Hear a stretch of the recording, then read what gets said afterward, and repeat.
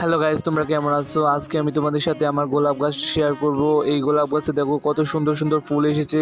এখন শীত কিন্তু চলেই গেছে, কিন্তু শীতের শেষে আমার গাছে দিয়ে গেছে প্রচুর প্রচুর ফুল। দেখো প্রচুর ফুল আছে এবং কুঁড়িতে একদম ভরপুর। তোমাদের যাদের গাছে এত সুন্দর সুন্দর ফুল এসেছে আমাকে অবশ্যই কমেন্ট করে জানাবা। আর আমার আশা আছে যে আরও কয়েকটা গোলাপ গাছের কালার অ্যাড করব আমার বাগানে। তো দেখো গাছটার ফুলগুলো কিন্তু অনেকটাই সুন্দর।